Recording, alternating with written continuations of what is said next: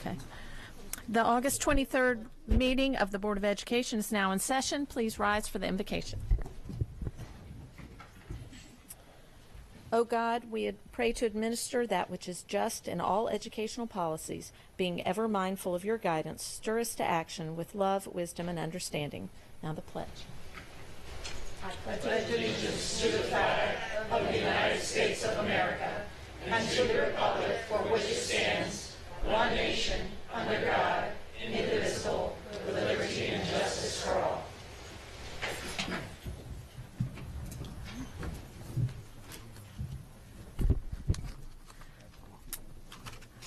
Item 2.03 is approval of the minutes. So moved. All those in favor? Motion passes 7-0. Item 2.04 is establish agenda order, and the agenda stands as published. Item 2.05 is recognitions.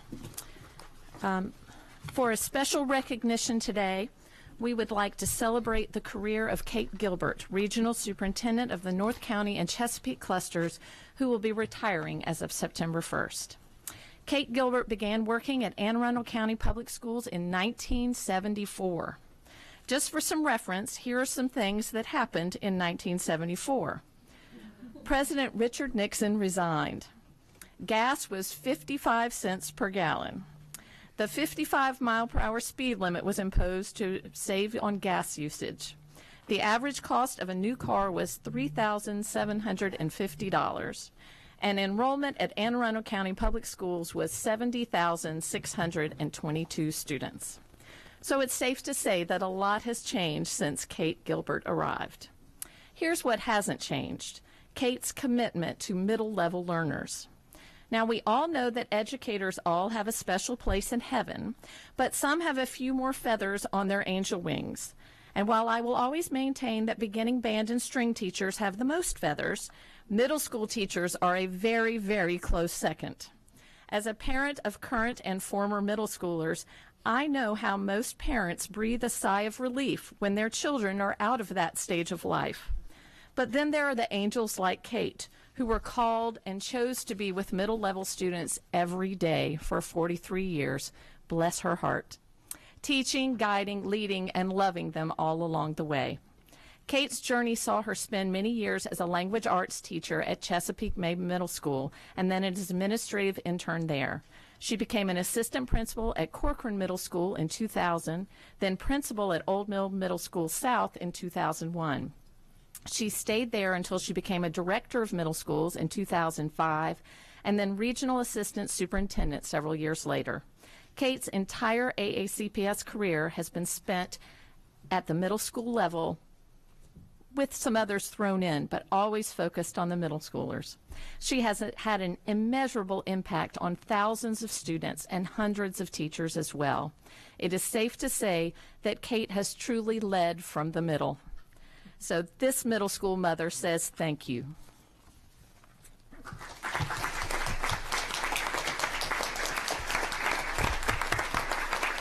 So, Dr. Arlotto.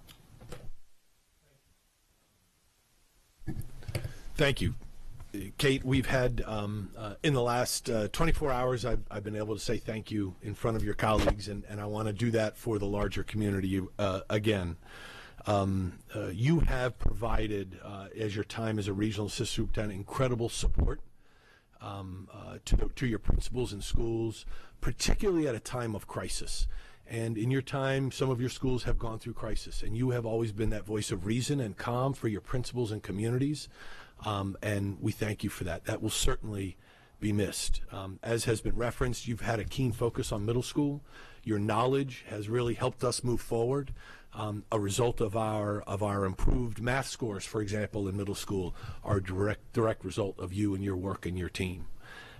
You have been a fabulous colleague, a wonderful friend, and you will be missed. We are a better school system. Our students and community are better off because of your 43 years with us. I am a better superintendent and an educator because of you. So we thank you.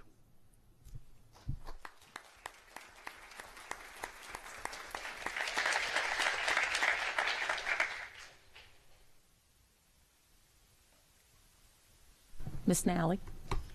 I just want to echo what everyone else has said. Kate, we've been friends. Well, I started in the county in 1970.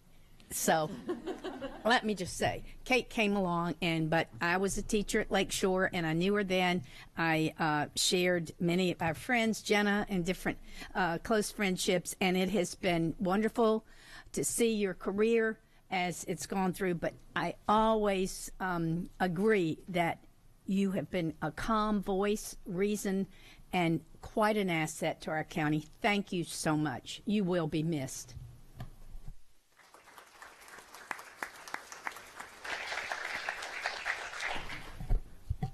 Kate also has some family members here today to help send her off, her brothers Jim and John, her sister-in-law Maureen, and her niece Catherine. And at this time, we'd like you all, ask you all to come up and have a picture taken.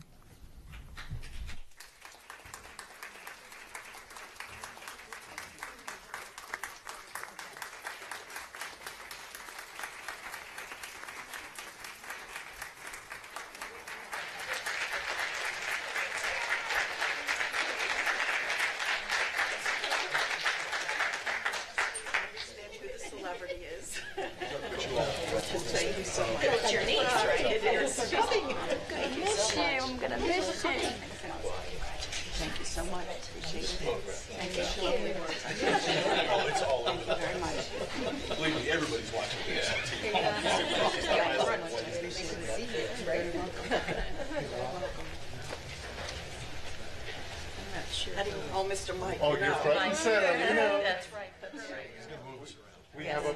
Ms. Gilbert and I have had a verbal agreement about no pictures for years, but today. All right, I'm going to get some of the family over on this side. If you guys can step over this way. Yes, ma'am. And our board members and Dr. Allotto. Let's see, we're short. Look at you guys, maybe right here, just so I could see everybody. Just keep coming this way. And then Ms. Sasso and this group of four over this way. Okay. Let's see how we're doing. Just down here, let's right there, just so I can see everybody. That might be good. Maybe if we stand like this, it's easier. Like this. Okay. Step forward. Just a little. There we go. Let's see how we're looking. Can I see you guys? I think I can see everybody. Let's take a look.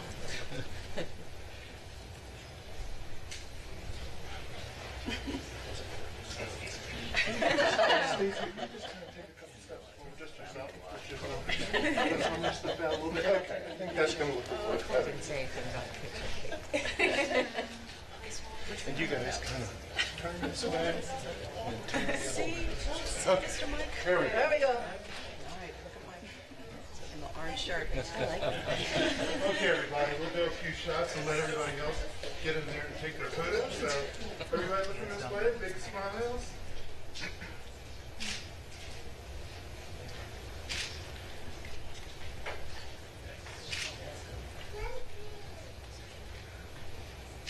Great.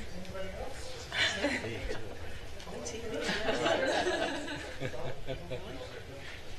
Well done.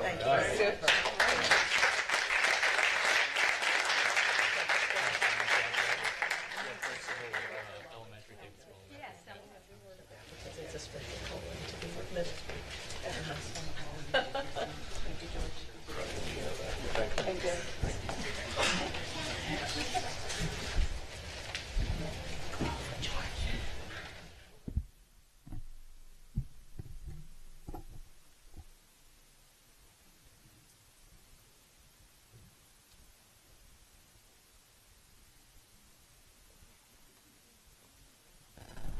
Okay. Item 2.06 is school and community highlights.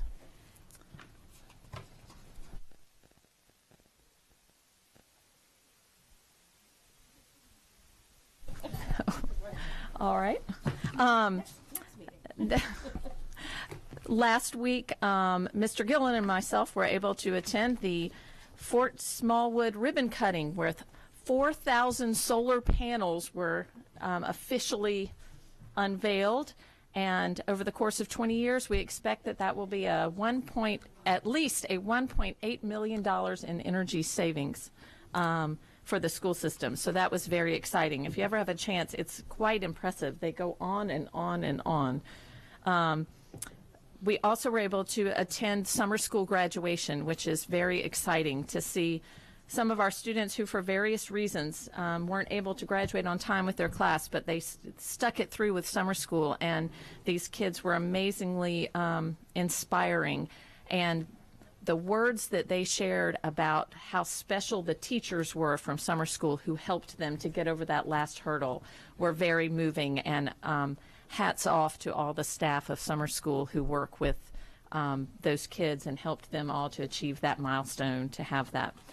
And earlier last month, I attended a retirement lunch for Judy Jacobs, who has worked with the school system over 30 years and had spent the last 23 years as a guidance counselor at Brockbridge Elementary. And then Monday, Ms. Burge and I attended the new teacher orientation as we welcomed the hundreds of new teachers who are coming into Brockbridge.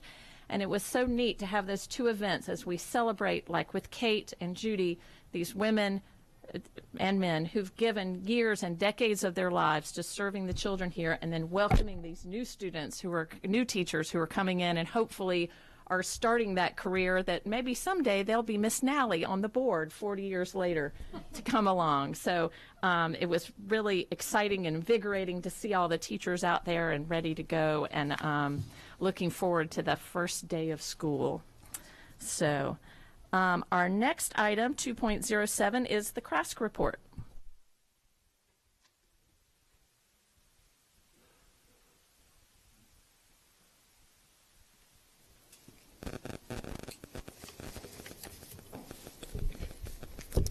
Good morning, President Hummer, Dr. Arlotto, and fellow board members. My name is Josie Urrea. I'm a junior at Cerritos Park High School, and I'm the president of the Chesapeake Regional Association of Student Councils. This summer, CRASC broke the tradition of taking the summer off and continued a pretty regular schedule of Wednesday night meetings. This was especially important because it gave our new team plenty of time to get to know each other. It is critical that we establish a healthy team dynamic and that we all feel comfortable debating controversial topics with each other. Recently, our conversations have focused on Charlottesville and the outrageous acts of racially motivated hatred and terrorism which have dominated the national conversation for the past few weeks. I am sure that a number of AACPTAS graduates are attending UVA in the fall, and it is heartbreaking to think how this might impact their experience. Here at home in Anne Arundel County, we are not strangers to the pain of hatred. We know that it comes in forms of riots, petitions, essays, threats, and symbols. We applaud the removal of flags and statues that have come to symbolize hatred, especially those which have been removed from Baltimore and Annapolis. There comes a time when something has to be done and something must be said. Dr. Arlotto, I loved your statement in that editorial in the Capitol on Monday. You captured the sentiment beautifully. I love the part where you said we must replace conflict with conversation, particularly with the young minds we educate daily. I love that sentence. Simple, yet powerful in its meaning. I really hope that everyone in our community can be mindful of that idea as we begin the school year. We have to take time to tackle the difficult conversations. Often topics like racism, inequality, and bias are seen as too contentious for the classroom, but we cannot afford to avoid addressing this area of discord. Last January, CRASC made the statement at this podium acknowledging the need for more education, focusing on eliminating bias and embracing ethnic diversity. We said, teaching tolerance is not enough. You tolerate an annoying sibling or a bitter cough syrup. We need to teach celebration.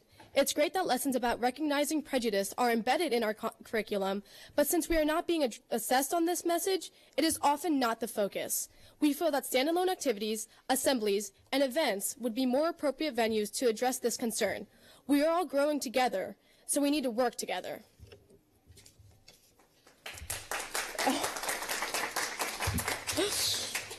Not finished yet. We stand by that request for this school year, and we additionally ask that special attention is given to discussing how expressions of hatred, while they are protected under our First Amendment, are wrong and unwelcome. It is not enough to learn about our rights. We also need to learn about what is right. On behalf of the students of Anne Arundel County, I am asking you to assist us and facilitate our growth so that we can learn how to navigate these troubling times with empathy, open-mindedness, patience, and mutual respect. It takes a community to help celebrate and appreciate diversity. Good luck to everyone next week, and I thank you for allowing me to represent the students of Anne Arundel County.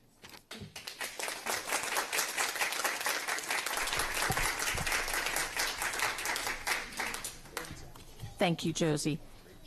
Next is item 2.08, the CAC report. Do we have a CAC report? Okay. Item 2.09, the PTA report. Ms. Pickard.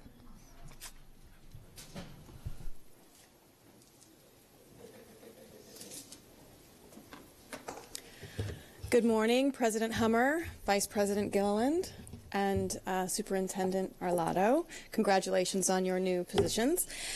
My name is Allison Pickard, and I'm the current president of the Anne Arundel County Council of PTAs. Like CRASC, we also didn't take a break this summer. We had a very exciting training, if you could call it that. We trained over 50 rising PTA parent leaders this summer in June so that they could take the helm of their local PTAs this fall, which was great. Great turnout for our county. We'll do the same in September. The date is to be announced. We're working on settling that right now. And the focus of that training will again be to position our new PTA leaders with the skills they need to be successful. But also, we're going to revisit our intentional inclusion advocacy effort that we started last year, where we work with all of our local school PTAs to make sure that all parent groups and teacher groups are represented in their PTA. It's not as easy as you think it is to get people out of their homes and getting involved in PTA, but with some concerted effort, I think they'll be successful. With that said, that's my report for the day. Thanks.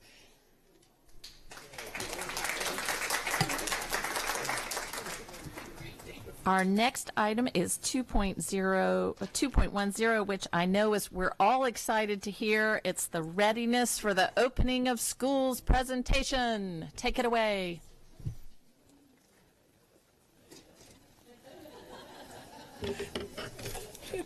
Where's the applause? Goodness gracious. Good morning, President Hummer, Vice President Gilliland, members of the board, and Dr. Arlotto. For the record, my name is Kathy Kubic, and I'm in the Office of School Performance. This beautiful morning, we'd like to share with you the updates for the readiness of opening of schools for school year 2017-2018. I'll begin by having my colleagues introduce themselves and their offices. Good morning, Michele Batten, Assistant Superintendent, Curriculum and Instruction. Good morning, Mary Tillar, Assistant Superintendent, Advanced Studies and Programs. Good morning, Sally Egan, Assistant Superintendent for Student Support Services. Good morning, Jessica Cuches, Executive Director of Human Resources. And Alex Szachnowicz, Chief Operating Officer. First, the big people. Key leaders for our approximately 10,500 employees are our 123 principals. This year, 19 schools will open with new principals. 8 of them are promotions from within Anne Arundel County Public Schools, and 2 we've recruited and hired from outside of AACPTAS.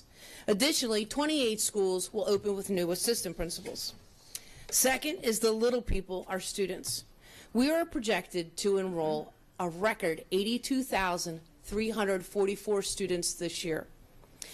At the secondary level, our Office of School Performance has worked diligently with the Office of Student Data and the Division of Student Services to ensure that every secondary student comes to school on the first day with a schedule and ready to go. Our counselors and schedulers are working diligently to make sure the last unique changes are happening. For our littlest learners at the elementary level, homerooms are set and ready to go day one. Third, our school buildings are busy too. This year we'll have 6 buildings open one day late in preparations due to construction projects. At the elementary level, they are Arnold, Brockbridge, Manorview, and Shady Side. Also, Seven River Middle and Chesapeake High School opening one day late. Fourth, athletics continues to be awesome. To understand the scope of our athletic program, 10,921 student athletes participated in the program last year, with an additional 878 student athletes in our unified athletic program. This year, our 1,018 coaches are prepared to start the school year. They are certified in care and prevention, CPR, concussion training, and heat acclimatization training. In addition to serve the now over 62% of non-traditional classroom teachers as coaches, we provided professional development in prioritizing student-athlete mental and physical health and safety, teaching life lessons through sport, and how to integrate student athletic voice at all levels of programming. All of this hard work pays off. AACPTAS brought home 6 total state championships last year, bringing our countywide total to 373 since our first state championship in 1908. Finally, 5th, the people in OSP. Our team has worked with all 123 principals and their school leadership teams to ensure a successful opening of the school year. Specifically, we hosted principals and lead teachers, partnering with ASI, this past Monday at our opening celebration. This day was an opportunity to provide leadership professional development for our principals, and then we celebrated our academic successes last year. We also announced that we'll continue with the same intentional focus for the 3rd year in a row. All students reading at or above grade level by the end of 2nd grade, all students passing middle school Park mathematics, and all 9th graders earning a successful promotion to 10th grade. In summary, all of the OSP team members are fired up and ready to go with our 123 principals and their school teams to open the doors for our 2017-2018 school year. Good morning. I am excited to share curriculum and instructions preparations for the start of the school year. During the July Curriculum Innovation and Assessment Writing Academy, elementary and secondary teachers worked with department coordinators and resource teachers to create 74 new curriculum documents. The Academy included over 170 writers, and partners from Charles, Prince George's, and Queen Anne's County joined in the experience. Curricula includes real-world connections, exploratory project-based modules. Learning tasks and assessments have all been developed in each discipline to build students' reading and writing skills to connect essential skills and concepts.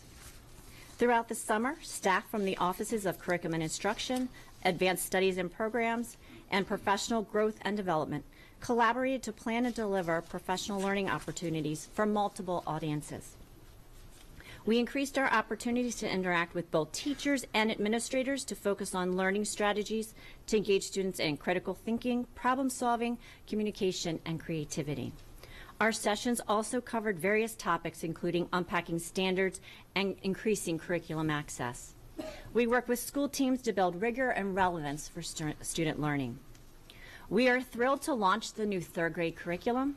Through shared efforts, we have produced a student-centered curriculum for our learners built around the concept of investigation. In 3rd grade, students will investigate new ways to engage, learn, and achieve through the 21st learning century's skills: communication, critical thinking, collaboration, and creativity. Students will have opportunities for investigation through inquiry-oriented exploration questions and concept connections. Within each discipline, we continue our commitment to movement, play, and discourse. To support 3rd grade teachers in the implementation of our new curricula this year, they will receive multiple resources to facilitate instruction, as well as embedded support from specialists in the academic offices. We are excited to continue our focus with middle school experience to meet the demands of the Maryland Learning Content Standards for Mathematics and Science.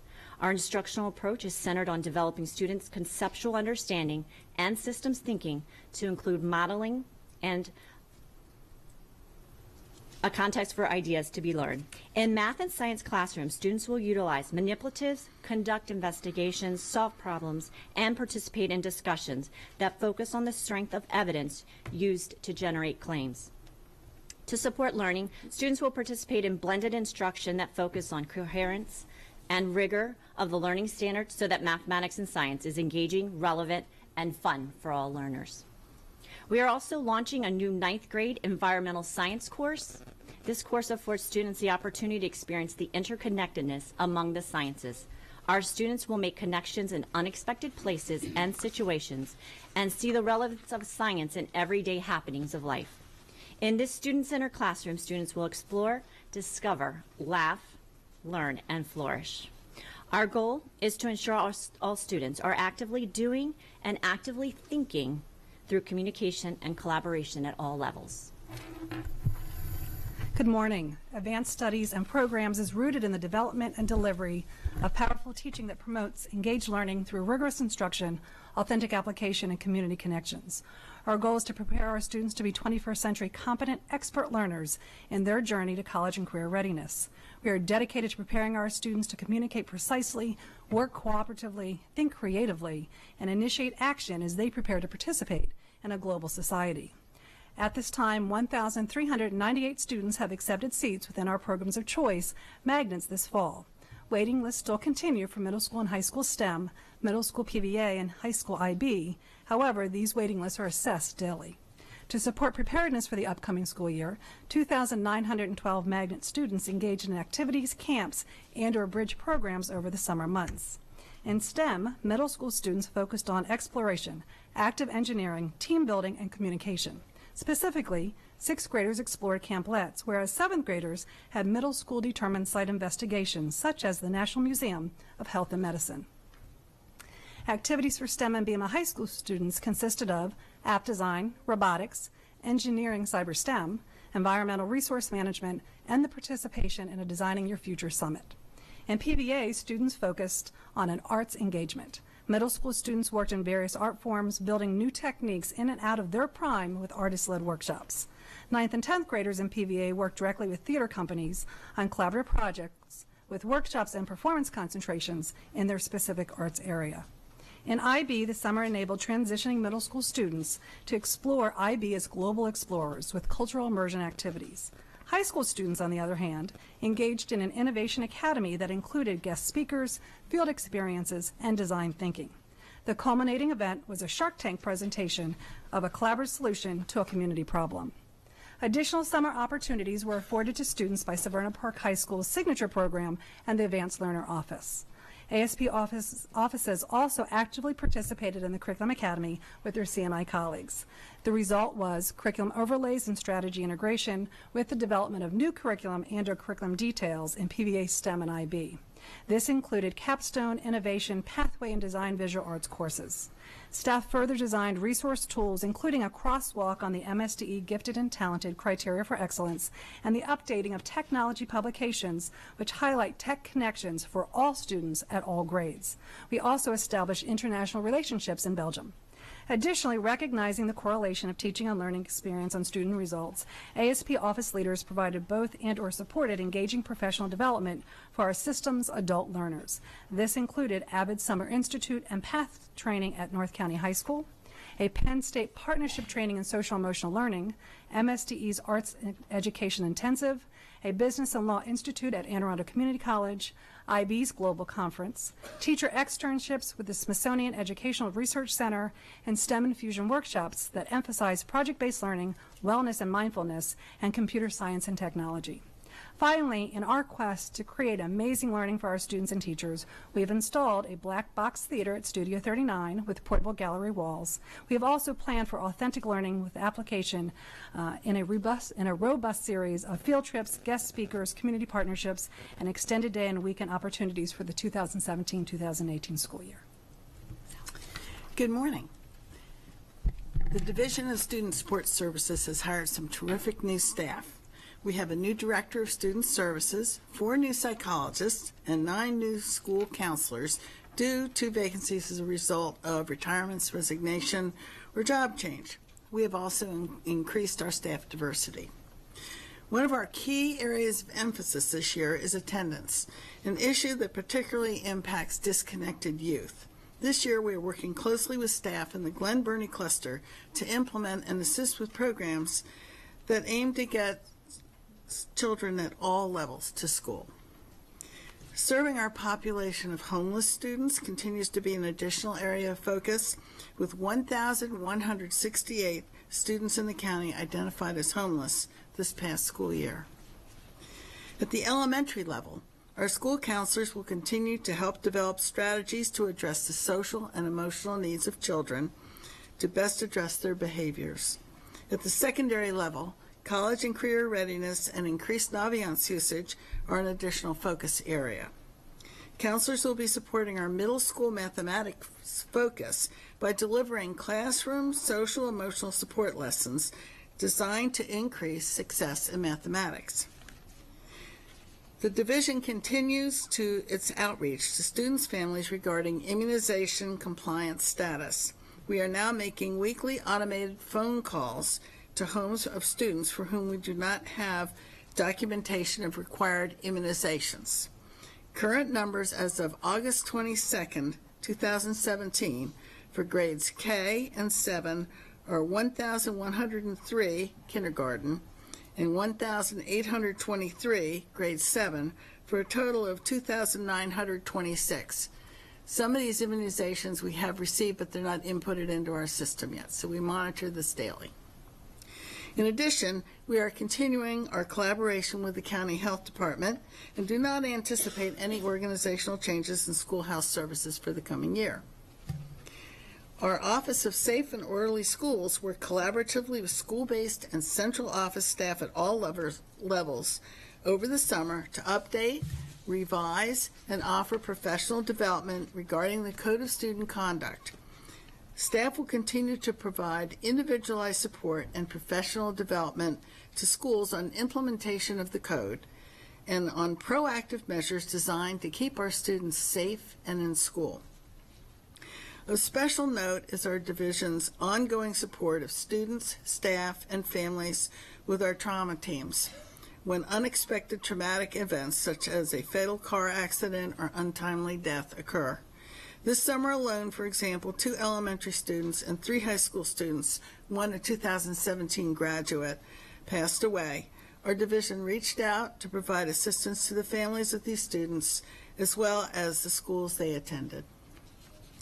Our alternative education staff will also continue to provide training to school staff on restorative practices in order to assist them with effective problem-solving techniques. On another note, this year a new contract school, Monarch Annapolis, will be opening on time with close to 580 students. Anne Arundel County Schools hosted a 2-day Positive Behavior Interventions and Supports Conference, BBIS, in collaboration with Howard, Montgomery, and Prince George's County School Systems, entitled Using Our Tools to Support All Students, with over 1,000 educators attending. A highlight was a video about a mentoring program at Annapolis High School for male minority students who were at risk of not graduating. AACPTAS began implementation of restorative practices last year. A 5-year plan has been successfully launched for training and coaching of assistant principals and teams of educators so that conflicts may be successfully resolved. Our focus continues to be what is in the best interest of all students. Good morning. As usual, summer was a very busy time for the Division of Human Resources in preparation for staffing our schools with high-quality candidates for the upcoming school year. As you know, quite a bit of work and processing occurs in order to prepare a teacher to enter the classroom when school starts. Let me share some numbers with you to give you an idea of what our hiring season looked like this summer. We have hired 516 new Anne Arundel County Public School teachers so far. Our new teachers came from a variety of places, including recent graduates, other Maryland districts, teachers from out of state, and this year we even experienced teachers from Puerto Rico. Currently, 21.7% of our new hires are diverse candidates. As we continue to explore ways to recruit diverse candidates to our school system, we are expanding our reach in recruitment.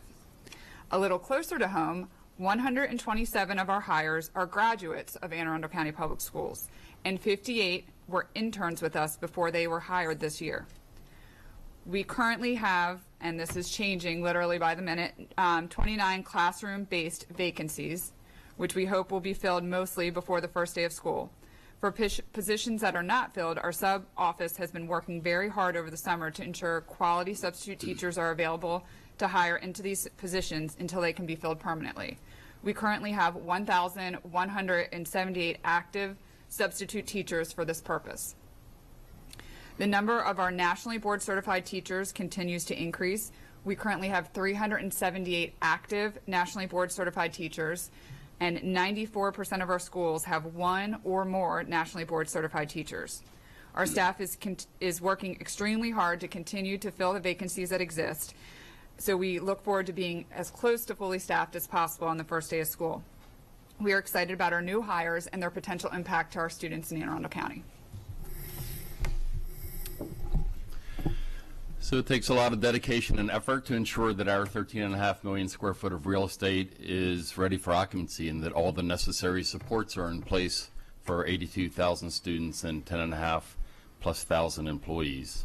Facilities undertook renovations and or significant maintenance and repair activities at 71 of our 125 schools over the course of this summer. And while those are winding down, final preparations are being made in all of our schools in terms of fine cleaning and loading in all the requisite supplies. Over transportation, over 700 buses have completed their mandated inspections, and all of the drivers and aides have received the training required to begin the school year and support our 59,000 eligible bus riders. The school bus schedules are now up online as well. Transportation's also worked with the police school crossing guard unit and the traffic signalization offices to ensure that our walkers have a safe passage as well. Food Nutrition Services has finalized all of their menus, mandated trainings are ongoing, and food stocks are being prepared for delivery into each and every one of our schools. We anticipate serving over 5.7 million lunches this year and over 3.7 million breakfasts to fuel our students' minds.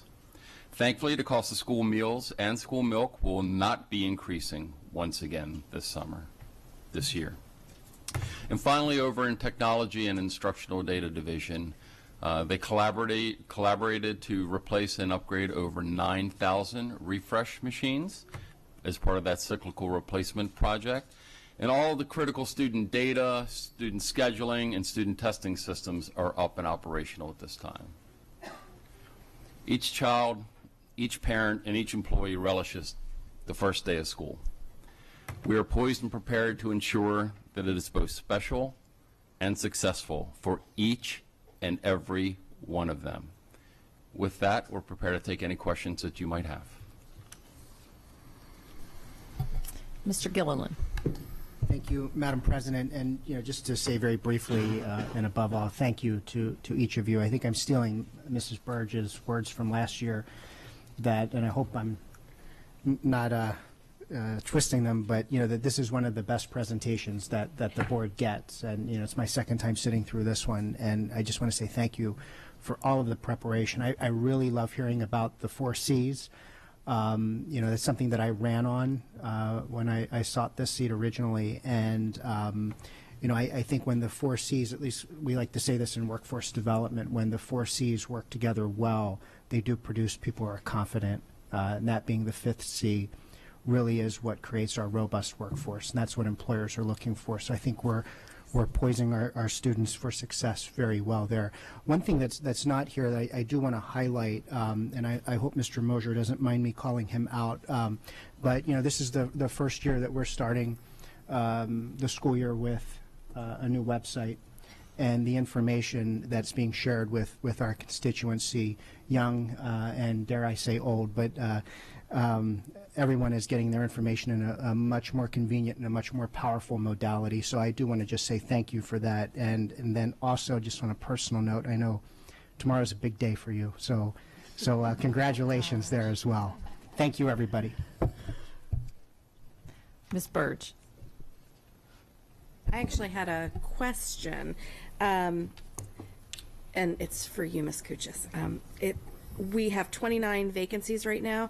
What are they? Specialty positions? Are they the hard to fill positions? I'm guessing they're not elementary school teachers. So let me clarify. So I was very specific to say classroom-based vacancies. Okay. We do have some other vacancies that exist at central office and other places. Okay. So those are classroom-based. We actually do have some elementary openings, surprisingly. I looked at the numbers again this morning. I'm like, how can we have, but as staffing adjusts, we do have some of those. Okay. But primarily, we are we need some more special education teachers. That continues to be a place where we struggle. We currently have 5 vacancies there. And then, as we've talked about many times, World and Classical Languages is an area that we continue to need to find other ways to staff those positions because they're simply not available. So those are sort of the highlights, and the rest of them are onesies here and there. But special ed and World and Classical Languages, okay. We still have quite a few vacancies. Okay, and I'll own up. I felt like you were looking at me. I have the immunization form clipped to the bulletin board. It's ready to go. So Bob, stop calling me.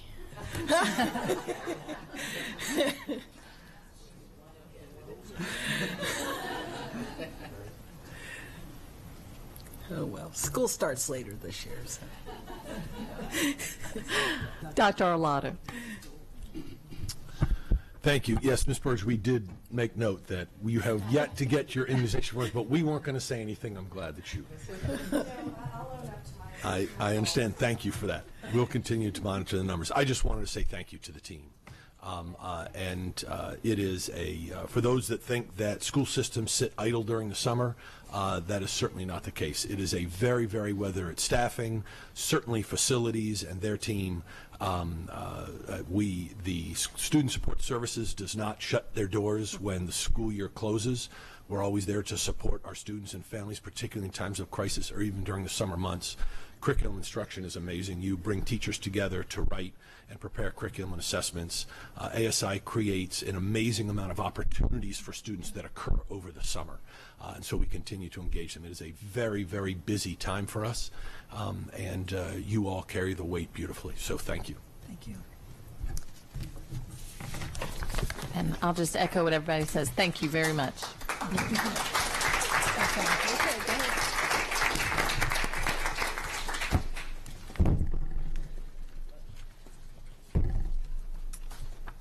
All right, now it's time for the public comment portion of the board meeting. Anyone wishing to speak on an item not on today's agenda may offer testimony during this public comment portion of the meeting. Speakers will be allotted 3 minutes each. The board asks that comments remain civil and appropriate for the various audiences that may be watching or viewing this meeting. Student-specific and personnel matters are confidential and cannot be discussed in this forum. This time is intended for speakers to voice their opinion and not necessarily as a question and answer period. Speakers may pose questions, but answers will be counted toward the 3-minute allotment. For the record, please give your name before speaking, and handouts should be given to the board assistants. We have a number of comments today. I will call it those who've completed cards first. Others who wish to speak may then come forward at the end. You may either stand at the podium or speak from the chairs, whichever you prefer. First batch, Jessica O'Kane, Ginger Holliday, Mike Shea, Julia House, and Diane Cube.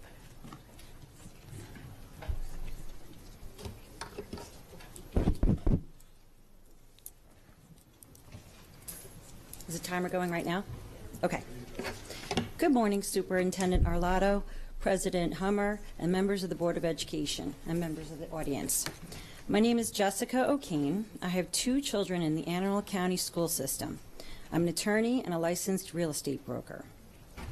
For the record, I am not against cell towers and telecommunications. I used to work in the field. However, I am for responsible placement of such facilities. I am against them being placed at public schools. Under the master lease agreement that was signed initially in June of 2012 and then re-signed in June of 2017, every public school in Anne Arundel County can have up to 3 cell towers with 5 carriers on each pole at each school system. Pardon, each school. My opposition to them is based on diminished property values, which can be up to 20%, the negative aesthetics of them, and ill health effects. Dr. Joshua Booth, a professor of computer science at Franklin and Marshall College, who has worked with EMF radiation, calculates that a 100-foot proposed cell tower would provide the equivalent power of 1.4 live wireless routers strapped to the head of a child for 7 full school years. Because children are smaller and still developing, they are more vulnerable to radiation than adults. This person quotes, "I can't imagine a parent or board member who would strap a wireless router to a child's head for years." I don't understand why a private company should benefit for the use of our public school land. Why not a gas station, dry cleaner, nail salon, or Chick-fil-A? I would have no problem giving up some of our school property so that I can get some of my errands done before going to work. It is disgraceful that the Anne Arundel County conducted, I'm speaking in particular about Shadyside Elementary, it is disgraceful that Anne Arundel County conducted the public information meeting this summer. And I know it was done on purpose because families are away. So not a lot of people can come to those meetings. And then at the last minute, it was scheduled for July. It was rescheduled for August at the last minute. So anyone who was attending in July and then had vacations in August couldn't attend. But Shadyside did turn out, and Shadyside, which you should have already gotten a report on or will be getting a report. Is that my warning for like a minute? Like in court, it goes 30 seconds? Okay. They came out and they voiced their opposition very loudly, and I hope that this board takes that into consideration and everything else other people are saying with respect to this matter. Thank you very much for your time and consideration and for all the hard work you do all year round. I know what it's like because I volunteer on several boards myself. Thank you.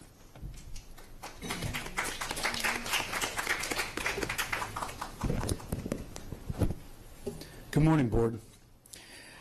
Your position as a board member requires leadership and management. Could you give your name, please? Shadyside. And you have a mission of education and safety of students. Your fiduciary responsibility is to the students, in this case, children, parents, and citizens. Placing cell towers at elementary schools is wandering from this mission. It has nothing to do with education, and it's contrary to safety. Good leadership and management by Prince George's and Montgomery counties have made the decision not to place cell towers at elementary schools. Small children are more susceptible to this high-frequency radiation. The school board administrative representative at the Shadyside public hearing made the statement several times that there is no credible evidence that high-frequency radio wave energy from cell towers is harmful. Not only is this not true, but it's a position that proclaims ignorance. There is scientific debate on both sides, and to call this settled science is to put your head in the sand. But it's understandable. It's understandable that the position and the mantra by the school board is understandable because once you admit that the science is debatable, you can no longer, with good management practices, place children in possible harm's way. There is no dispute children are more susceptible to this type of energy. When you admit to yourself that the science is debatable, your good management practices dictate that you must err on the side of safety for the children, as that is your responsibility. At the public meeting, one of the few milestones President Len Forkish shared with the citizens of Shadyside is that he has a fiduciary responsibility to his shareholders and investors. He shared this with Shadyside. Your responsibility lies with the students, parents, and citizens, not Milestone. There was a time tobacco was proclaimed to be safe. Ronald Reagan promoted the Camel brand. Baby powder, considered safe, now facing $500 million multiple judgments. It's unfortunate you have renewed a 5-year lease with Milestone without adequate public notice, public input, legal review, and negotiation. Our lawyers read the agreement to hold Milestone harmless on injuries such as radiated high-frequency energy. The insurance clauses do not cover this, and the following paragraph leaves Anne Arundel citizens liable for possible large settlements. Milestone's business practices have been called into question by other jurisdictions, and I would submit that they have made large contributions to our elected officials, our deciders. Our councilman in this district, our district, Jerry Walker, has taken next to the largest Milestone bounty with $5,500. It doesn't pass the smell test.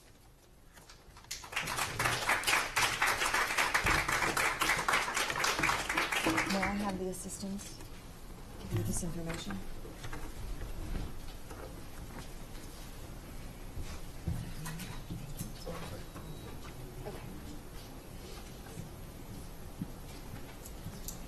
Good morning. Thank you for hearing me today.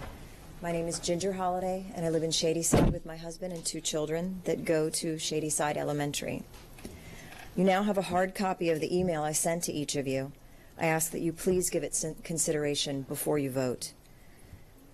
I did research myself, starting with the agencies quoted at the meeting, specifically the American Cancer Society and the FCC.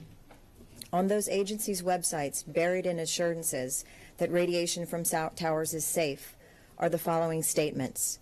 From the American Cancer Society website, very few human studies have focused specifically on cellular phone towers and cancer risk.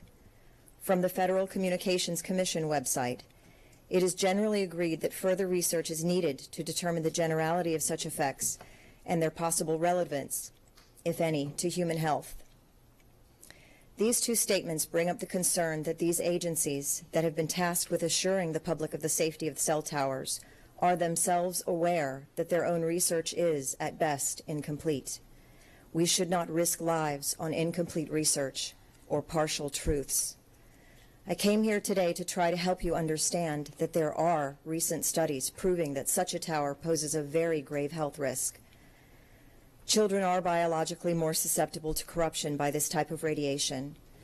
Esteemed medical professionals, scientists, and biophysicists around the world have studied this, and their conclusion is that it is not safe. Hundreds of studies show that it is hazardous to human health. No less than 15 countries have set their exposure limits hundreds to thousands of times less than the current U.S. standards, and most have banned towers on school property. Many high-level agencies have recently expressed concerns about the inadequacies of the FCC's current standards on cell tower radiation. The EPA, the California Medical Association, the International Journal of Cancer Prevention, and many others all now agree that standards are based only on thermal effects, but important non-thermal effects are also taking place. Their position is that the radiation causes cells to change in a way that makes them cancer-forming. To claim there is no adverse effect from phone towers flies in the face of a large body of evidence. The Telecommunications Act of 1996 essentially removed the value of life and well-being of the residents of an affected community in favor of money and profit. We are unable to protest the installation of a tower based on the latest medical evidence. Current scientific research, free from the pull of the communications lobby, is proving how wrong this action is. We are left with only one avenue to argue against the installation of a cell tower. Under the Telecommunications Act, human lives are things to be discarded and forsaken, but evidently property values are not. Few fully informed persons would purchase a home in an area with such deadly risks. Research in this area is expanding, and more people will come to understand through hard science that cell towers do pose a serious threat. If the cell tower goes up, our property values will go down. Ladies and gentlemen of the board, I beg you to consider our lives, and I beg you to vote considering our property values. Thank you.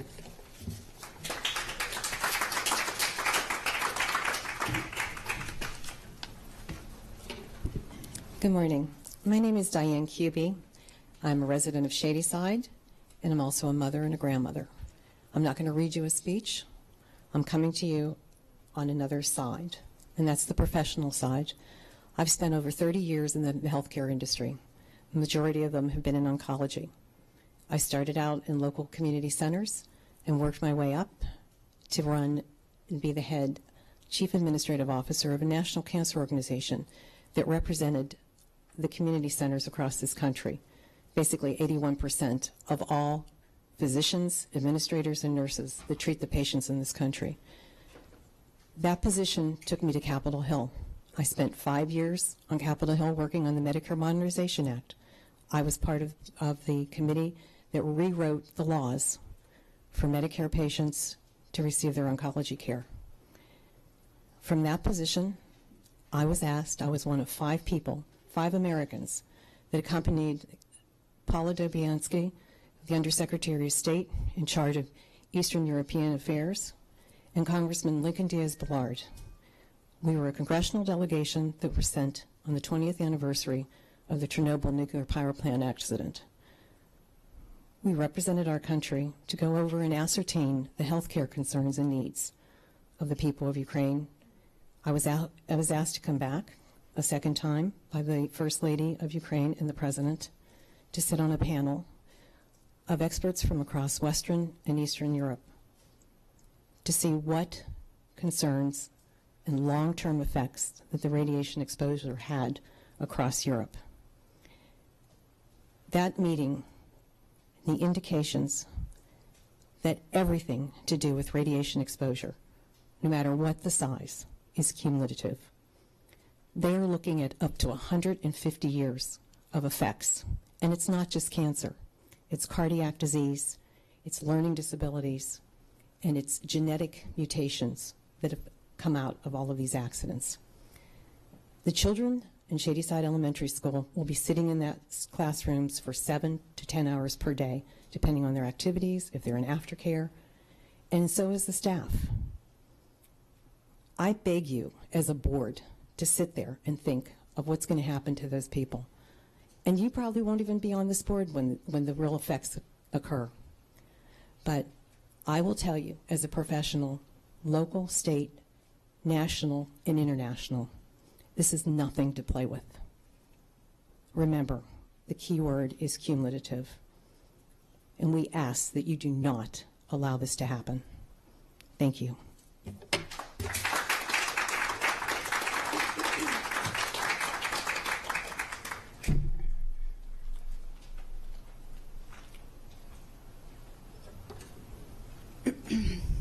Good morning. My name is Julia Howes. I am a proud parent of an incoming second grade student at Shadyside Elementary. As of yesterday, Shadyside Elementary had 3 teachers for second grade, 76 students, which is an average of 25.3 kids in each classroom. Tracy's Elementary School has 3 teachers, 77 students, and an average of 25.6. Lothian Elementary was granted a 4th teacher yesterday for their 83 students, which is 20.75 kids in each classroom. DL Elementary has 2 teachers, 34 students for an average of 17 per classroom. This is unfair. DL Elementary has half of the students that our other schools do. It's time for a change. It's time to look at our county and our Southern District as a whole and make some changes. Please consider looking into the communities along Deal Churchton Road as well as the communities along Chalk Point Road. I will personally offer my time and my assistance to ensure that this matter is looked into now and not 5 years. My child's education matters, and my class sizes plays a huge role on her reading groups, her one-on-one time with the teacher, and ways she can grow as a student. High class sizes continue. We cannot continue to raise our expectations for our students. Take a little bit of a shift here. Emergency personnel need cell service. Our school needs cell service. Our community needs cell service. However, our school is underfunded and we can't continue to grow technology in our school. We want our children to have updated schools, updated technology, and we encourage our students to learn, play, and even just enjoy themselves on our tablets, our computers, at our home, in our school. This is what we've done for our children. We've given them these tools, but we cannot be hypocrites. We cannot use our wireless cell phones day to day. We cannot guarantee our wireless internet routers at home. We cannot ask Verizon, Comcast, and other companies to improve their cell service. We cannot continue to use our smart TVs. We cannot use our tablets. We cannot use our microwaves. We cannot continue to use these things in our home and our school if we're not going to allow change in our community. Our homes have more Wi-Fi and more issues with them than the cell phone towers do. Thank you for Board of Education for looking for ways to supplement our budget. Our county is underfunded. We have to make a change. Make Anne Arundel County Public Schools awesome by continue to looking for other sources of income to help our staff, admins, and board make our county school system better for our kids. I'd like to thank you all for the progress that's happening at Shadyside Elementary and for our kindergarten edition as well as our open closure classrooms. Thank you. All right. Next, Randy Williams, Rita Quigley, Virginia Kolakowski, John Earl, and Jetta Earl Smith.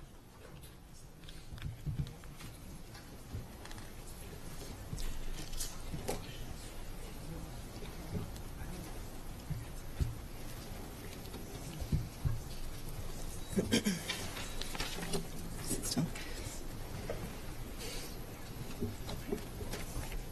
ahead. Good morning, and thank you for allowing me to speak to the school board about an important topic that I feel is really relevant. I am opposing the cell tower at Shadyside Elementary School. Please give your name. Oh, I apologize. My name is Randy Williams.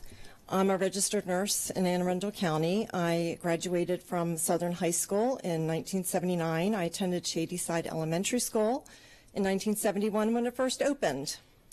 And my daughter attended Shadyside Elementary School and is in Southern High School in 10th grade at this time.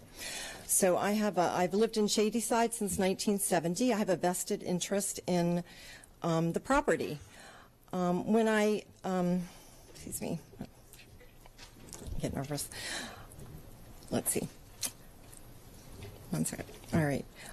When I first moved to Shadyside and attended the school, we had the same footprint of playground, which is rather small. In the time that I was there, we had a ball field in the back where I could play on my softball team. That's no longer there.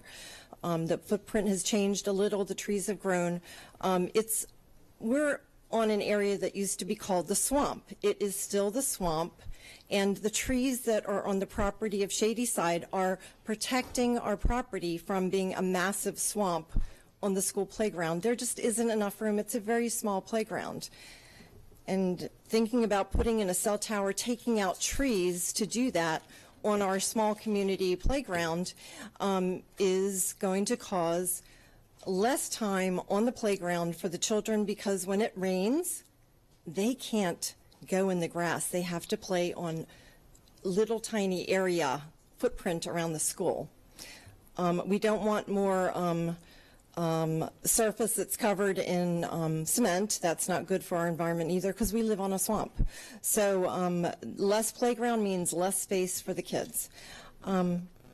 My parents moved us to Shadyside in the 70s because we lived in Montgomery County, which was sprawling with suburban life, and it was out of control at that time. Now, Montgomery County has banned cell towers at schools, so maybe that will be a safer place for an elementary school to be. Let's see where else I am here. Let's see.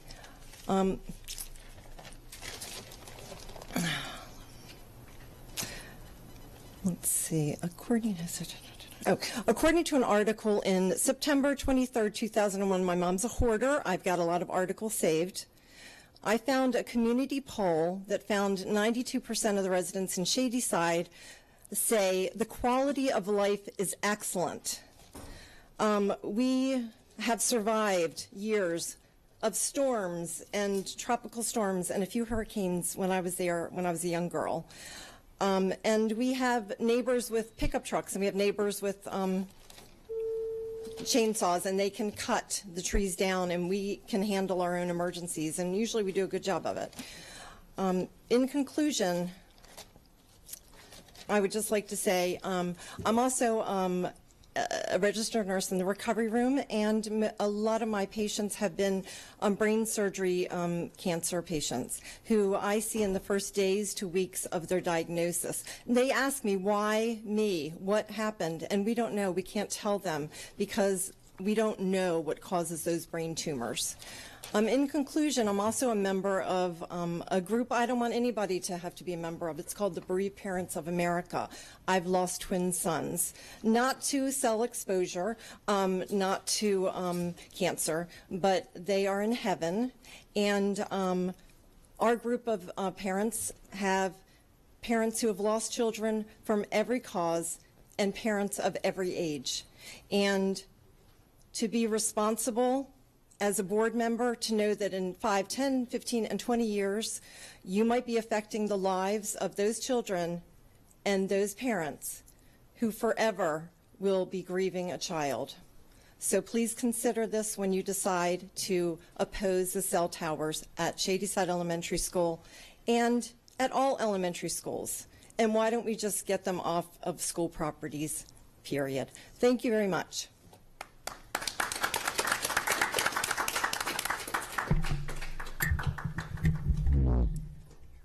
Good morning, everyone. My name is Rita Quigley. I live in Shadyside, and I also work at Shadyside Elementary School, excuse me. I strongly support this Shadyside cell tower. I have experienced very poor self-service in our peninsula, and we have little to no service at the school. It's difficult to use a device as an educational tool or a parental communication tool when we can't use our devices efficiently. Services such as Remind 101, Twitter, Class Dojo, and others are a challenge to use at our school. Kids are a part of our growing world, and I feel it's important that they are prepared for our future. AACPTAS encourages the use of Twitter to engage and communicate. I manage Shadyside Elementary's Twitter page. I am that person that's out in the parking lot with my phone trying to get a signal. I walk up and down the street, whatever I can do. Usually I wait till I get home or out of the area. We lag in the hashtag Read With Me project every year and other Twitter projects because of our poor cell service. On a personal level, my service at home is poor, and we are forced to keep a landline just in case. I've heard from other residents that part of Idlewild and Snug Harbor have the worst cell service, if any cell service. There are families that care for the elderly or sick that are forced to keep their landlines for emergency purposes. I would also like to address the health concerns briefly. I'm a member of a family that is in the radio frequency and microwave business.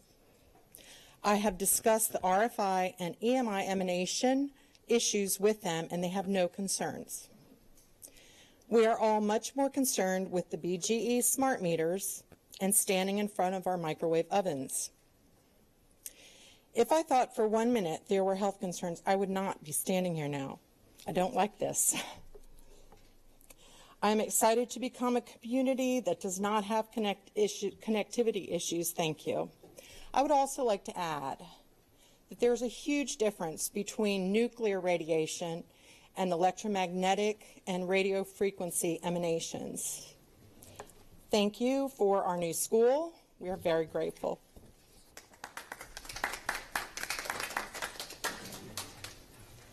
Good morning. My name is Virginia Kolakowski. I'm here to speak against the cell phone tower that you want to go up at Shadyside Elementary. I'm a mother of 2 boys, and I volunteer for Moms Across America. Mothers, as they say, do more investigating than the FBI. I've spoken out before about the use of Roundup and its dangers at the EPA, and I'm shocked at how many organizations that are here to protect us listen to the industry standards and science. The cell phone industry has more money than Big Pharma, and they have huge lobbying power. We are parents and people, human beings, who are here voluntarily. We get paid nothing to protect our families.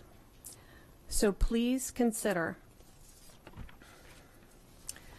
who is more biased.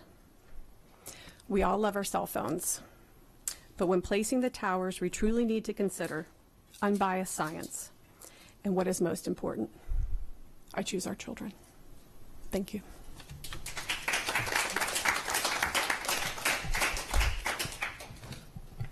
Mr. Earl, I think you have another child with you too. I was going to say if they want to come up too, so that you're all together. Because he was the next card. I just didn't call him. Thank you.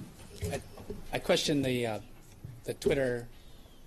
Oh, please give your name first. The school has broadband internet, so. Okay. Hi, I'm John Earl. I'm a father of 6 beautiful young children in Shadyside, Maryland. All right. So I'm also an engineer and love technology. In fact, technology allows me to do what I do. It's very important. But when my sister was diagnosed with stage 4 brain cancer, I started to dig deep into the research that's current on the dangers of microwave radiation. And I'm telling you, after years of research, the risks are real. They're real. I've been looking into this for years. I'm not sure how deeply you've personally looked into this topic. I get 3 minutes to talk, where I believe industry meets with you at the schools and they get a chance to really explain to you their position on safety, which is based on 20-year-old studies. I think that being educated by industry to make your decision is a conflict of interest, and I would love for you to set up a meeting with independent experts who are, can tell you what is going on with the latest research. I think that would be a good idea before you make your decision. So I really think you need to look at this as an opportunity for you guys to be on the right side of history. The opportunity, to stop the very first cell phone tower at an elementary school in our county. And regardless of your personal beliefs, you cannot ignore two facts. One, Shadyside community has been very clear that they do not want this tower. There's been pushback.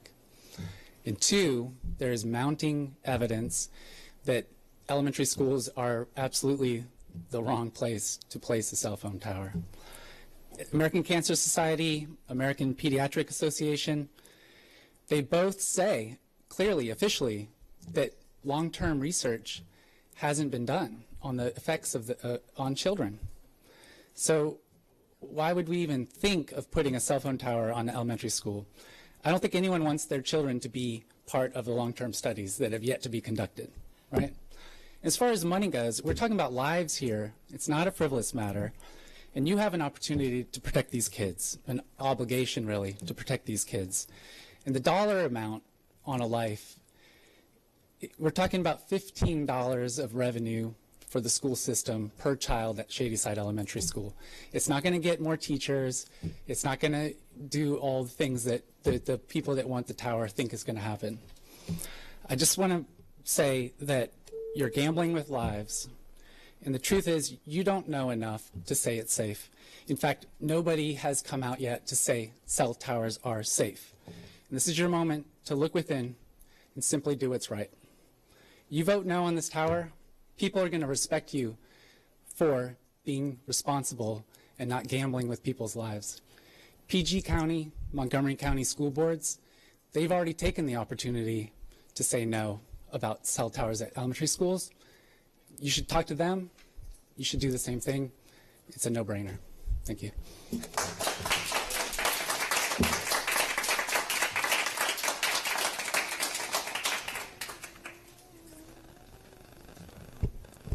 Hello, my name is Jetta Earl Smith. I live in Shadyside, Maryland, and I just want to say I really don't want a cell tower to go up on my school. I don't think it's a very smart thing to do, and I just hope that you will vote no. Thank you.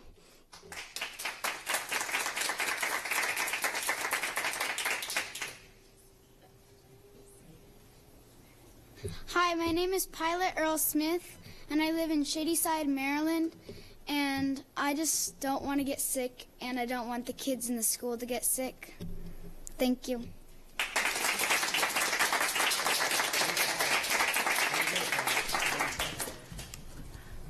Patricia Mathis, I am not going to get this name very well, V.K. Holzendorf, James Fonfara, and Jennifer Dwyer.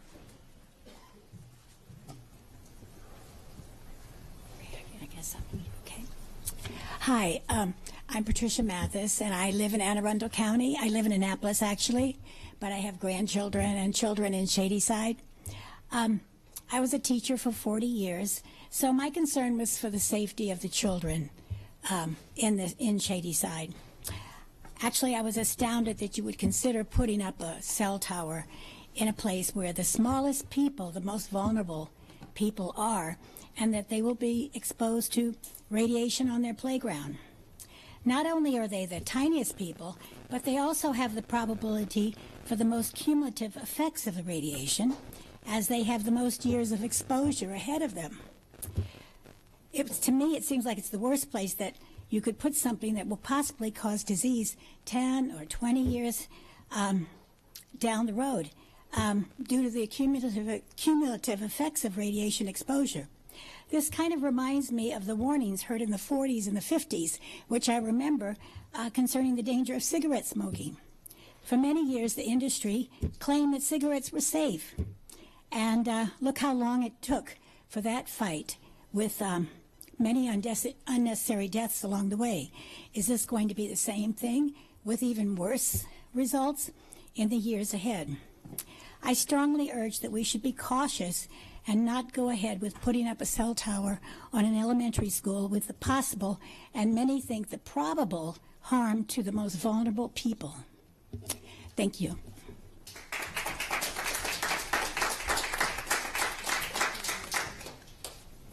Good morning. My name is V.K. Holzendorf. This is the first time I've ever been to a school anything. I don't have any children. I don't have any children in any elementary school or ever have. But I do pay property tax. And I've done the calculation just rough back at the envelope, and the portion of my property tax every year that goes to support the school system is about $8,000 a year. That's what you guys get of my money to spend, and I depend on you to spend that money. I'm not complaining. I think it's a really, really important thing that we do collectively, is to contribute funds for the education of our children. Not the sickness of our children, the education of our children. So I calculated over the 17 years that I've lived in the Shadyside area, about $130,000 of my tax dollars have gone into the school system. Now, let's look at that relative to what Milestone's giving you. And I almost had the thought is, man, I'd really be a lot better off if I just took my money and paid it into Jerry Walker and had him vote my way. So it's really not a fair fight. I'm happy to give you my money. I'm happy to educate the children.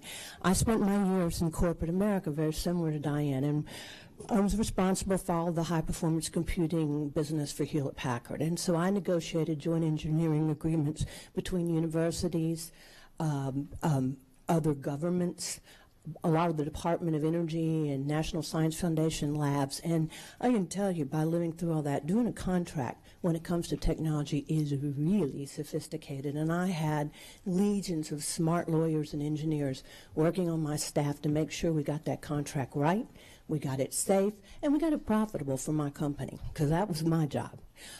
I'm now a farmer. In my retirement, I decided it was really important to grow healthy food. And these children that you saw speak are my customers. And they come to me on their bicycles to buy my organic food for their families. And I think that we all need to think that the health of these children, we're doing everything we can as a community and a village, so to speak, in Shadyside, to help our young people grow up with good values and healthy living. And I really wish that you would give us a chance to continue to do that and to decline this cell tower. And the important thing about this cell tower, because a lot of the people have spoken that they don't have good cell service, we understand that. You got lots of, our phones are ringing off the wall by people who own property that would be willing to host that cell tower. And the elementary school is certainly not the only location in that area that could do it. So you don't have to make that decision based on that. There's lots of other options. It might cost Milestone a little bit more money, but that's not our problem. Thank you.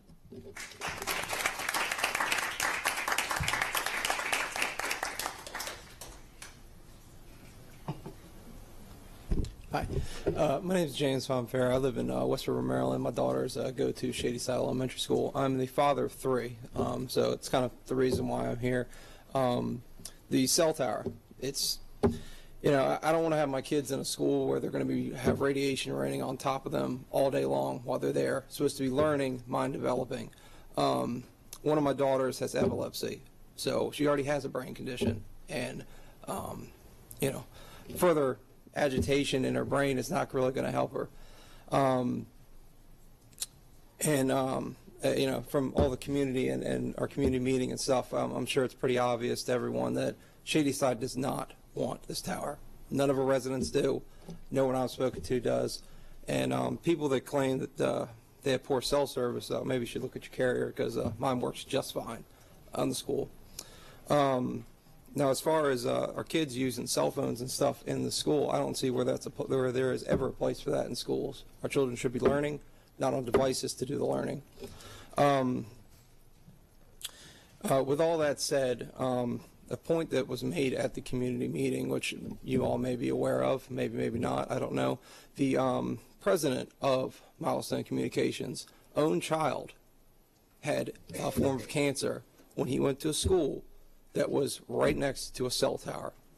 Right next to a cell tower. That kind of information, what do we do with it? I would suspect as a board members that, the person trying to put a cell tower in our schools, what are we supposed to do with that kind of information? I guess I leave that up to you all to decide. I really pray that this doesn't happen. I really do pray for my children. It's not for me. It's for my children. You all as board members have the opportunity to be their heroes right now, to stop this from happening before it ever, before anything does happen. Maybe we should play on the points been made already. The other counties that have banned this from their districts, the other countries, for that matter, that have banned this from happening in their countries. They didn't do it for no reason. If they could have made profit off it, just like Anne Arundel County is going to make profit off it, why wouldn't they do it? Because there's a risk involved. And I just don't think that's right for our children. It's not about us, it's about our children and about them learning and developing in schools. And the final thing I kind of have to say is, please don't poison my babies. That's all I got to say. Thank you.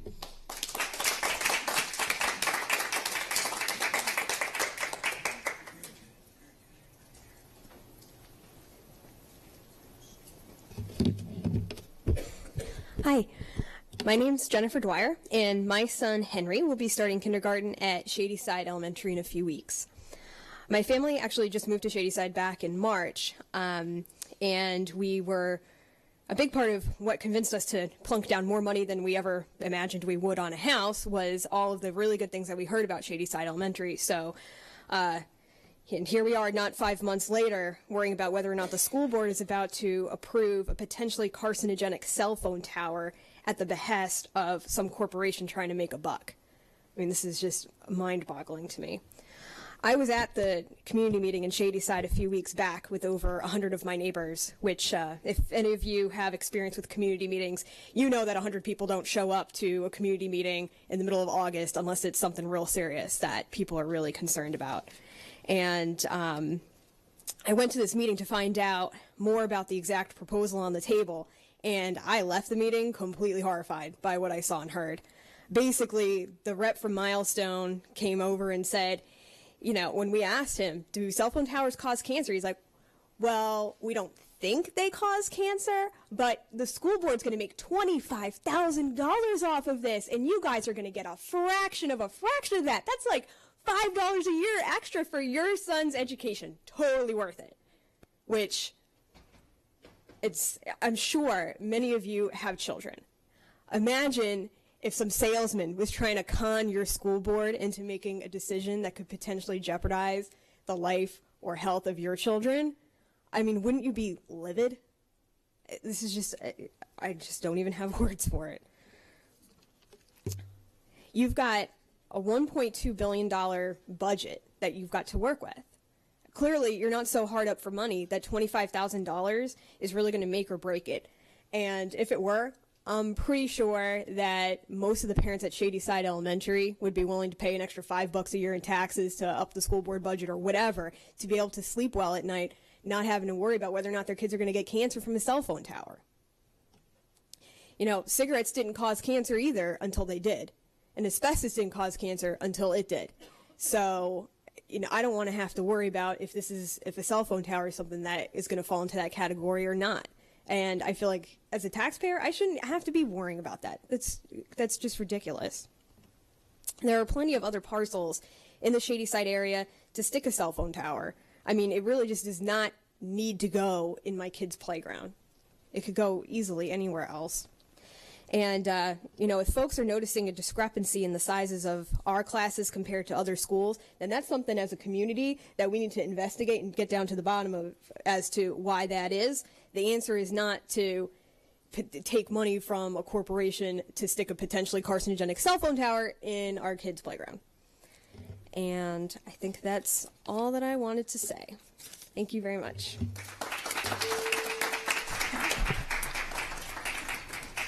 Lisa Van Buskirk and Janet Norman.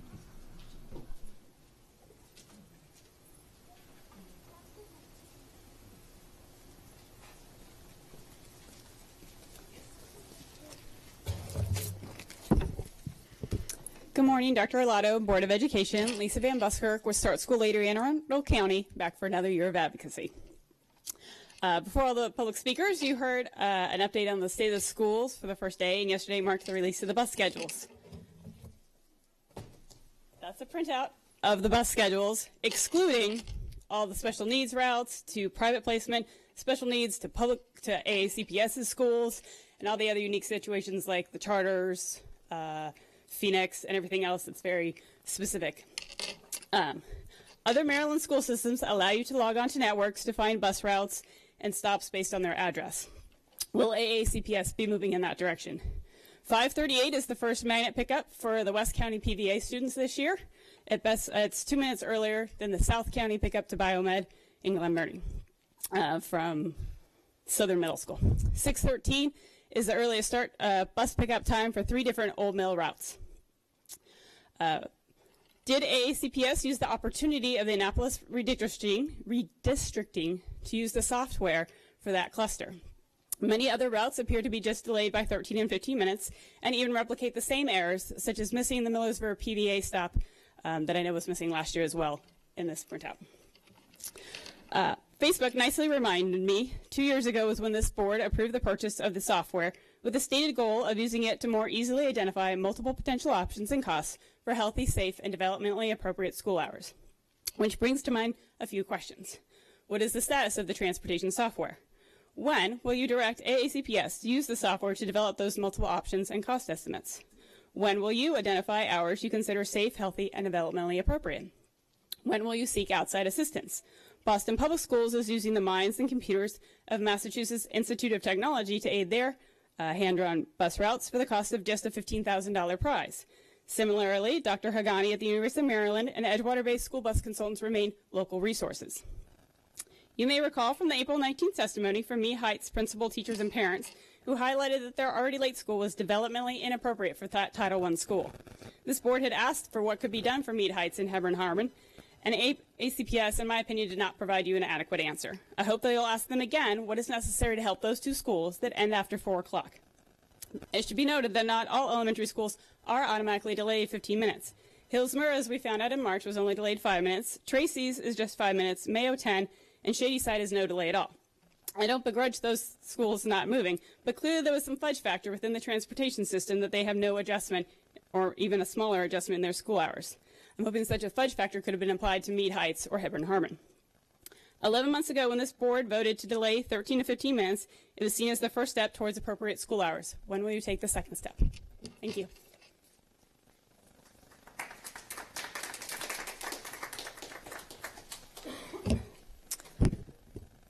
Dr. Allotto, President Hummer, members of the board. My name is Janet Norman, excuse me, an Annapolis High parent. I'm proud to be associated with Annapolis High and their great efforts, but I'm here today speaking for myself as a parent and taxpayer. Since the bus schedules were released, let's discuss them. In my many opportunities to watch the board deliberate and the public have a chance to present to you testimony, one of the most gut-wrenching need for change feedback times you received as a board came on April 19th. Please write that date down to go observe the video testimony of the public comment. April 19th from minute 19 to 34 on the video. It was one of the few nighttime board meetings where working teachers, administrators, and parents could address you. It's the 360-degree performance review that leaders need to hear to have their organizations function well. They came to you at a risk of their careers. The principal, teachers, and parents of Mead Heights Elementary, a Title I school of 67% low-income students from a large portion of military families, came to explain to you the particular needs of their school. They asked you for relief from the inappropriately structured bell times for the school. Last year, the school started at 9:25 a.m.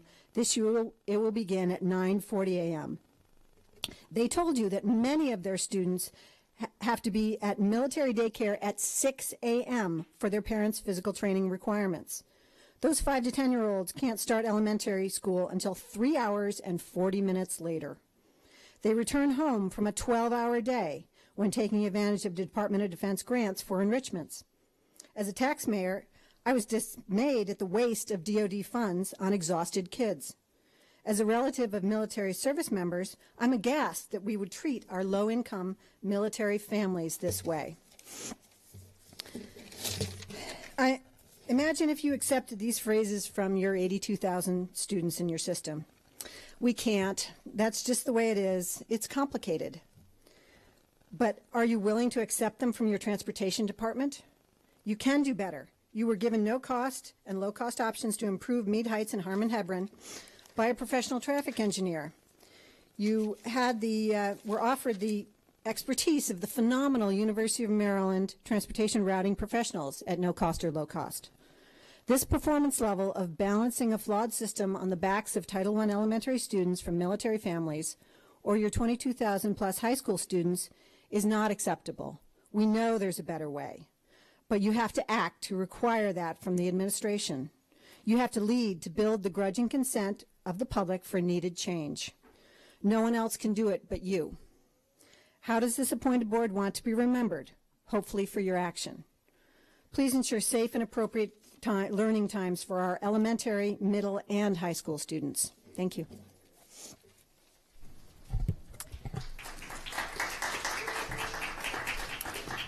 That is the last of the cards we have for public comment. Are there any other comments?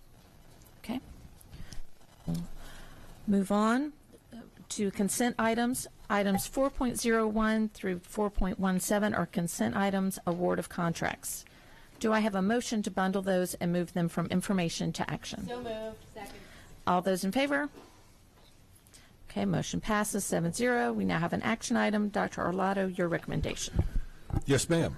I recommend that the Board of Education award contracts as listed on today's agenda as 4.01 through 4.17 inclusive. Okay. All right. Mr. Gilliland. Thank you, Madam President. I know during Saturday's retreat you had referenced that we engage and participate in a number of co-ops and that some of them would be up for vote today. And I just wanted to get clarification, and there are a few, and we don't have to go through all of them, but in particular 4.03, which is the daily contract, daily computers, I'm sorry. So it's got a $95 million cooperative price tag attached to it, but is there any indication of what that would be for AACPTAS specifically? I know it's probably hard to with pinpoint accuracy there, but is there a rough estimate that we could at least gauge? Certainly, Alex Szachnowicz, Chief Operating Officer. So we have a cyclical computer replacement program here. It's called Refresh, and we do not outright purchase or acquire those computers because they have a relatively short life cycle, and we don't have the funding to be able to replace them on a planned and organized basis. So Anne Arundel County Public Schools, like many organizations similarly situated, goes through a leasing program where we lease the computers, and therefore on a periodic schedule they are replaced in total with new hardware, the latest software upgrades, and the computers are also serviced and maintained by the leasing entity as well. So this is the capitalized expected cost of that leasing program over the duration of the contract. And then just for clarification, that $95 million is for AACPTAS over the lifetime then, correct? Correct. Okay. Right, but it's not a one-year cost. It's for that refresh program in its totality. Thank you. I see 4.08 is to put the new fields in at Tickneck Park, and that's exciting to see. And I know that was in cooperation with the county executive with Parks and Rec, so that both that can be used throughout the county. And I love seeing that. That'll be a great benefit to our schools and to the whole community out there. It's a terrific partnership with the county government, and we look forward to it as well. It will benefit not just the our student athletes and physical education students, but if you drive by the complex at any hour of the evening or any day on a weekend or a holiday, it is extensively used by both adult and youth rec and park leagues as well. So, all right. Are there any other board questions or comments? Is there any public comment? So, all those in favor of warning these? Motion passes 7-0. All right. Item 5.01 is an action item, administrative personnel appointments. Dr. Arlotto, your recommendation. Yes, ma'am. I recommend that the personnel listed on the attached sheets be promoted and or appointed. Second. All right. All those are there any board questions or comments? Okay. All those in favor? Motion passes 7-0. Okay. Item 5.02 is personnel. Dr. Arlotto, your recommendation? Yes, ma'am. I recommend that the board approve the actions as stipulated on the attached sheets. So moved. Second. Are there any board questions or comments? All those in favor? Motion passes 7-0. Item 5.03 is board calendar revision. Dr. Arlotto, your recommendation. This is a board decision and board recommendation on your calendar regarding the October calendar dates for the upcoming board meetings for this school year. So we're making the recommendation, not you. You are making the recommendation. Okay. Yes, ma'am. All right. So we are making the recommendation to change the October meeting date to 7/15 on October 18th because of the Maryland Association of Boards of Education annual conference, which most board members will be attending the previous week. Are there any board questions or comments on this? Oh, make so a. Moved. Second. Now, are there any questions or comments on this item? Okay. Is there any public comment? All those in favor? Motion passes 7-0.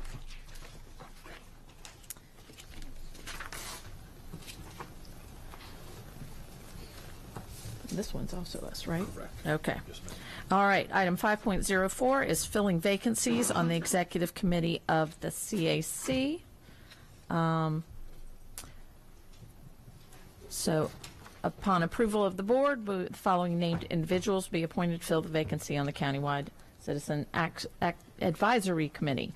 Aaron Blakely Snell for the Annapolis Cluster Elementary Schools, Charles Sewell, Chesapeake Cluster Elementary Schools, Michael Maresca, Chesapeake Cluster Secondary Schools, Tanisha Mead, Glen Burnie Cluster Elementary Schools, Tanisha Howard, Northeast Cluster Elementary Schools, Latoya Nikongolo, Severna Park Cluster Secondary Schools, and Julia House Southern Cluster Elementary Schools. Do I have a motion? So moved. Second. Are there any board questions or comments? Is there any public comment? All those in favor? Motion passes 7-0. Item 5.05 is Glen Burnie Park Elementary School Gymnasium and Program Edition, Educational Specification and Schematic Design. Dr. Arlotto, your recommendation. Oh, this is an information to action item. So, do I have a motion? So moved. Second. All those in favor? Okay, move this item to action. Dr. Arlotto, your recommendation. Absolutely. Yes, ma'am. I recommend approval of the Glen Burnie Park Elementary School Gymnasium and Program Edition, Educational Specification and Schematic Design. All right. Okay. Are there any board questions or comments? Is there any public? Oh, Mr. Gilliland. Thank you. Again, just a quick clarification question. On the cover sheet, it says budgeted no. So I just want to clarify why that's For the presented. record, Lisa Seaman Crawford, Director of Facilities. You will see that included in the next capital budget, the FY19.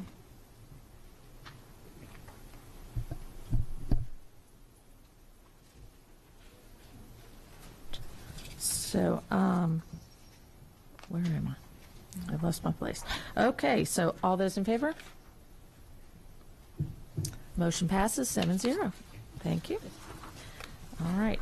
Item 5.06 is Monarch Academy Annapolis Public Charter School Agreement. Dr. Arlotto, your recommendation. Yes, ma'am. I recommend approving the addendum to the Monarch Academy Annapolis agreement. Second. Okay. Are there any board questions or comments? Is there any public comment? Ms. Burge. Dr. Arlotto, could you just take a moment to say what the changes are to the agreement? Yes, ma'am. In short, we are. Let me take a step back. As you're well aware, that as we as we bring on charter schools and contract schools, those schools. We take money from our budget on a per pupil basis, and sign it over to the school so that they can operate independently, as it were. In short, those schools can determine themselves whether they want to provide transportation or not. And so this, in short, is an agreement that we would do the transportation Anne Arundel County Public Schools for the contract school, that we would take on that responsibility as opposed to them doing it themselves.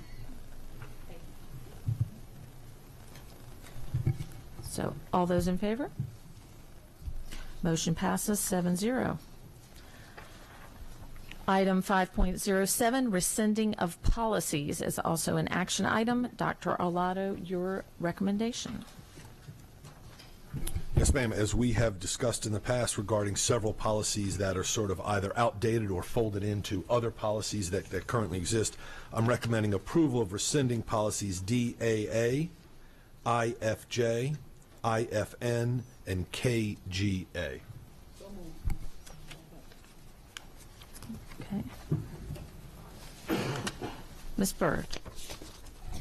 I just want to ask, have we already adopted the replacement policies for these?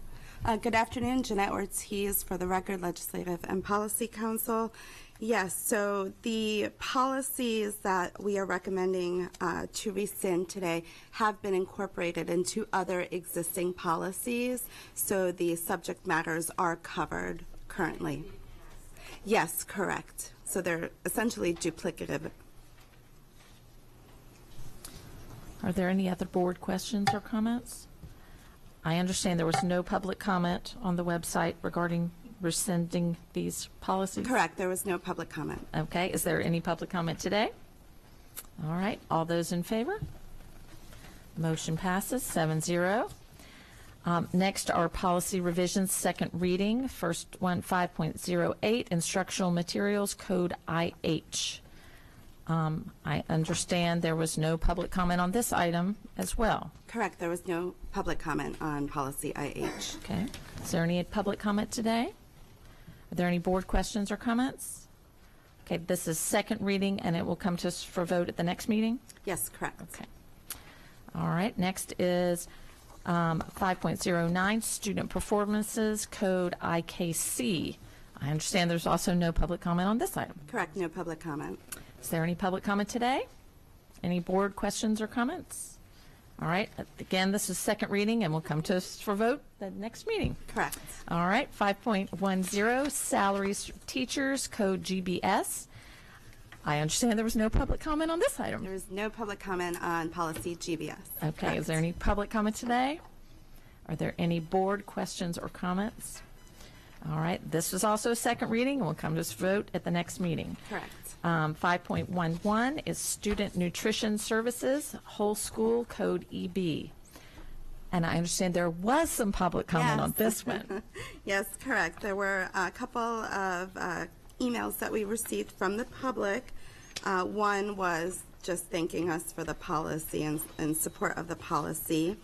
And then a second comment felt that it was not that the school system should be telling PTAs and schools and students and parents what their children should be eating. And so we were able to clarify that this is all federal law and regulation, and so this is not, this does not originate from the school system, but rather to be in compliance with state and federal laws and regulations.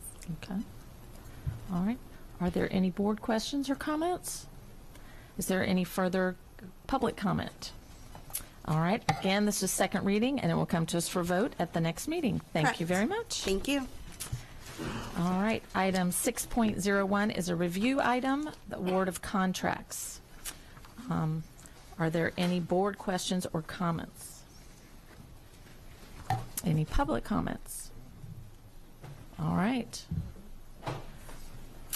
So this concludes the meeting of the board. The Board of Education, next Board of Education meeting is Wednesday, September 6th at 10 a.m. The board will also hold a workshop on the FY 2019 CIP and capital budget at 6 p.m. on Tuesday, September 12th. The public is welcome to attend, but no public testimony will be taken. Mr. Gillen. Caught me. Thank you, Madam President. I move that the board go into closed session to consult with counsel to obtain legal advice on a legal matter. All those in favor? Motion passes 7-0. We are adjourned.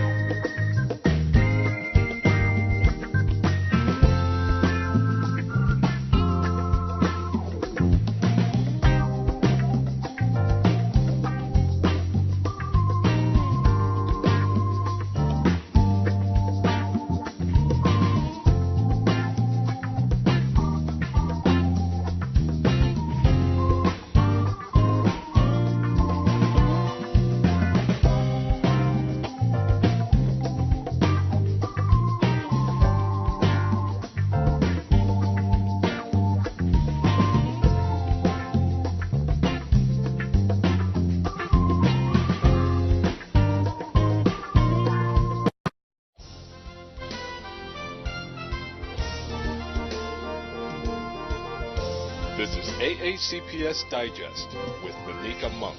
Hello. Welcome to the Anne Arundel County Public Schools Digest, bringing you news about the people and programs of Anne Arundel County Public Schools. I, Lucia Cole. I, Lucia Cole. Do swear and affirm. Do swear and affirm. The Anne Arundel County Board of Education's newest member was recently sworn in by County Circuit Court Clerk Robert P. Duckworth. Chesapeake Science Point Public Charter School senior Lucia Cole took an oath of public service before a small group of family and friends at the county courthouse in Annapolis. As the first charter school student to hold the student member position, Lucia is eager to make an impact and a difference for all students. To make sure that all minority groups are shown, not only the major minority groups such as Black and Hispanics, but those who from single-parent homes, people who may not even have homes, so showing their voice also. Veteran board members and Superintendent of Schools, George Arlotto, were also there to support Lucia. The student, it's invaluable because they're on the ground every day. They are living our school system. They are hearing from the students every day, and the perspective they bring is invaluable.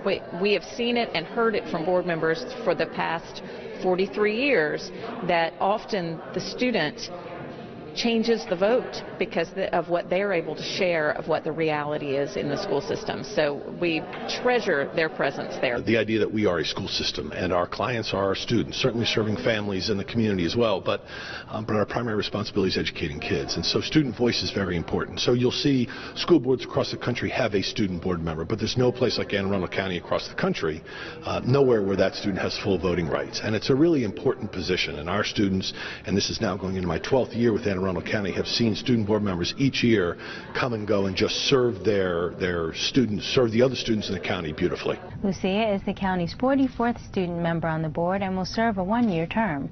The student board member position is the only one in the nation with full voting privileges. Just before the kickoff to summer, students across the county received some amazing gifts to end the school year. At Marley Middle School, students were treated to a visit from the Bayhawks professional lacrosse team mascot and cheerleaders. We came to Marley Middle School and we actually made a presentation to the students and to the faculty. As part of our initiative for Anne Arundel County Schools, we're giving away a ticket to every middle school participant. That's $18,000 all told. And we just think it's a really great way of reaching out to the community and congratulating them for the accomplishment of their hard work for the year. And we want to support the youth of our county. And certainly the comeback for us is we want them at our games because youth is a very important part of building the game and we really feel good about it. When you guys come and you get a chance to see the game, you get a chance to meet the players, it's going to be an awesome inspiration for you, and I hope it actually inspires you to play the game. I really like it because I usually go to my brother's lacrosse games when he played, but I've never been to a professional one or all that, so it'll be kind of fun. We're recognizing them that we hopefully can bring them to the game where they can get a feel for it, they can spend time with their friends and their family, and they can enjoy the sport and enjoy an activity. The Bayhawks provided tickets for every middle school student in the county. In other generous news, 2 county Rotary clubs recently added to the tradition of providing schools with much-needed technology. At Tillar Heights Elementary School, the Rotary Club of Parole delivered an abundance of Google Chromebooks in support of student achievement. Our Rotary Club really believes in helping children, helping the community, and we had taken a shine to Tillar Heights quite a few years ago when we did mentoring. So in the process, we've been working a relationship with them, and we felt that the kids here were, needed more than other schools, and we felt this was a great school to provide Chromebooks for. The benefits of having such technology in the classroom are endless. You put it in front of them, they know how to use it. There's joy in their hearts and smiles, and they're playing with it, and they're learning with it. That's the most important thing. They're not using outdated books. They're doing something their parents never had an opportunity to do. They're staying abreast of what everybody is doing today technologically wise, which is really important for these kids. It keeps their interest in class. It keeps them more tech forward, because a lot of these kids don't have computers at home, so they actually get to use a computer when they come to school. It gives them that forward advantage over the other kids who already have computers, and doesn't leave them behind, and that's the biggest thing about it. And they learn better because their interest is in computers. It's awesome that everybody gets Chromebooks because then no one has to be running to a teacher and asking her for computers. Such donations also show students that so many people care about them. This gift is very special to us, and we appreciate everything that the Rotary Club is doing. A gift like this is priceless to our kids, and we really want to thank them for that. And hopefully this can now make a partnership where we have a partnership between Tillar Heights and the Rotary Club, and they can continue to come see our kids and watch them learn and grow, and hopefully the partnership continues. The Annapolis Rotary Club saw a need to provide Google Chromebooks to Annapolis Elementary School's 5th graders, giving them an advantage before entering middle school. Since we have 2 5th grade classes, one Chromebook cart, which has 30, wouldn't be enough.